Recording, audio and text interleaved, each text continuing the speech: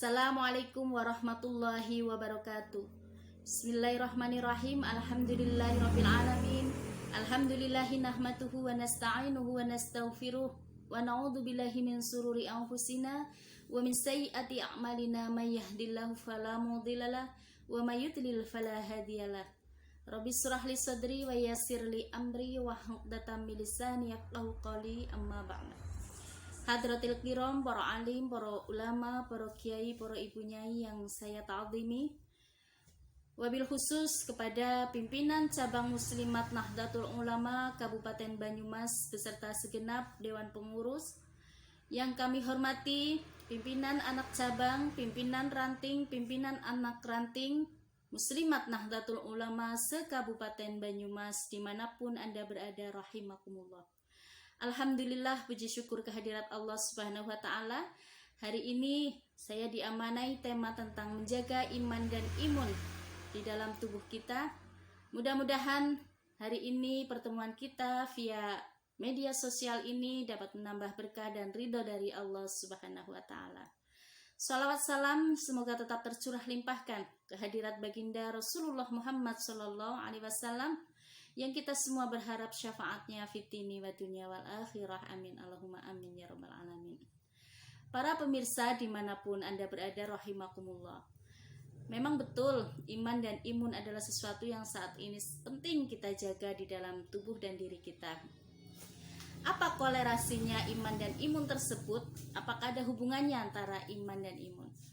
Dalam 2 tahun terakhir ini kita semua, bangsa Indonesia khususnya dan seluruh penduduk dunia sedang mengalami wabah pandemi COVID-19. Ini sudah menjadi isu mendunia yang hampir belum juga reda atau sirna di tahun-tahun ini juga. Dan belum juga ditemukan obat yang secara spesifik dapat menyembuhkan virus COVID-19 tersebut. Beberapa ahli medis dan kesehatan hanya menemukan vaksin yang sifatnya hanyalah antibodi atau imun, menjaga imun di dalam tubuh kita. Jadi belum ada obat khusus, namun mereka para ahli kesehatan menganjurkan sesuatu yang tindakan preventif pada manusia, pada orang, sebanyak-banyaknya orang itu untuk menjaga imunitas tubuh. Imun adalah antibodi atau pengendali di dalam diri yang dianugerahi oleh Allah Subhanahu wa Ta'ala dari segala serangan-serangan virus dari luar. Imun ini merupakan anugerah yang sudah dibawa sejak manusia lahir. Beberapa hal yang dapat meningkatkan imunitas di dalam tubuh kita, diantaranya adalah pola gaya hidup yang baik dan sehat. Salah satunya pola makan, olahraga atau gerak tubuh yang teratur, dan tentunya adalah pola berpikir atau mindset kita yang selalu baik dan jauh terhindar dari stres atau suudzon dengan apapun. Hanya itu yang bisa dianjurkan untuk menjaga imunitas tubuh kita, yaitu pola hidup yang sehat dan baik. Lalu apa hubungannya dengan iman? Nah, iman sendiri adalah sesuatu yang ada di dalam hati manusia karena kepercayaan atau keyakinan dan pembenaran terhadap apa yang dia percayai atau dia yakini. Di dalam Islam, percaya dan yakin itu kepada 6 perkara, diantaranya iman kepada Allah, kepada malaikat-malaikat Allah, kepada kitab Allah, kepada Nabi dan Rasul Allah, kepada hari akhir, dan kepada qada dan qadar Allah. Ini tentunya akan berdampak kepada apa yang ada di dalam seluruh tubuh kita. Ketika iman yang kita miliki adalah iman yang sesungguhnya. Menurut Imam Al-Ghazali, tingkatan iman sendiri ada 3. Iman awam, yaitu keimanan orang-orang yang hanya bertaklid atau mengikuti saja. Mungkin sejak lahir dia sudah lahir di keluarga muslim, maka dia memiliki iman yang bawaan dari lahir dan tidak mendapatkan atau berusaha mencari nur atau cahaya hidayahnya. Maka iman seperti ini disebut imam yang awam. Artinya mudah sekali terguncang, mudah goyah, bahkan mudah hilang. Na'udzubillah min dzalik.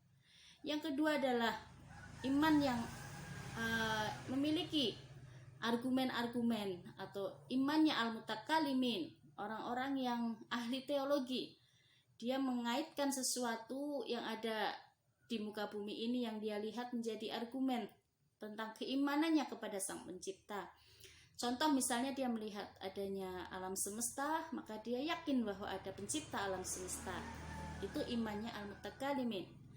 Yang ketiga adalah iman yang arifin. Imannya orang-orang yang setelah dia mendapatkan istidlal, dalil dari keimanannya, tapi di dalam hatinya pun melihat keimanannya dengan nur atau cahaya keimanan, cahaya keyakinan. Inilah iman yang paling kokoh dan kuat. Iman yang paling kokoh dan mudah dan tidak mudah untuk terguncang. Iman yang paling tertancap di dalam hati dengan kuat.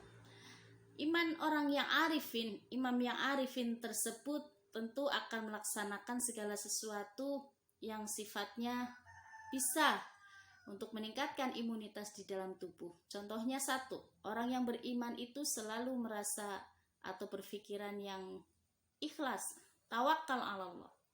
Dia bertawakal atas segala peristiwa yang menimpa dalam hidupnya, segala peristiwa yang terjadi di muka bumi ini, dia bertawakal bahwa ini semua adalah kehendak Allah. Seperti firman Allah Subhanahu wa taala di dalam Al-Qur'an, A'udzubillahi minasyaitonirrajim. Ma asaba min musibatin illa biidznillah. Wa may yu'minu billahi yahdi qalbahu. Wallahu bikulli syai'in alim. Orang-orang yang beriman itu menyadari bahwa setiap musibah apapun itu di muka bumi adalah atas izin dan kehendak Allah. Maka dia tidak merasa sedih dan resah. Dia ikhlas saja menjalankan karena semua sudah diatur oleh Allah. Maka hatinya akan tenang. Nah, ketenangan batin inilah yang bisa menguatkan imun di dalam tubuh. Yang kedua, orang yang beriman itu selalu merasa bersyukur dan juga memfilter apa yang dia konsumsi di dalam tubuhnya. Ada di dalam surat Al-Baqarah ayat 172, A'udzubillahi minasyaitonirrajim. Ya ayyuhalladzina amanu kulu min thayyibati ma razaqnakum washkuru lillahi in kuntum iyyahu ta'budun. Wahai orang-orang yang beriman, makanlah sesuatu yang baik, yang halal dan baik, apa yang telah Allah rezekikan, dan bersyukurlah. Jadi orang-orang yang beriman secara arifin, dia akan melakukan makan yang baik, yang thayyib. Mungkin makanan yang baik belum tentu thayyib, yang halal belum tentu thayyib. Tapi insya Allah orang yang beriman itu memilih keduanya. Dia mencari makanan yang mendapatkannya ataupun makanan itu sendiri berhukum halal dan juga baik untuk tubuhnya, menyehatkan. Ini pun sesuai dengan apa yang dianjurkan untuk menjaga imunitas, yaitu tidak mengkonsumsi sesuatu yang tidak menyehatkan, menjauhkan dari alkohol dan merokok. Tentu orang yang beriman itu tidak akan pernah menyentuh sesuatu yang haram dan memabukkan. Seperti dalam surat An-Nisa, ya ayyuhalladzina amanu la taqrabus sholata wa antum sukara al-ayat.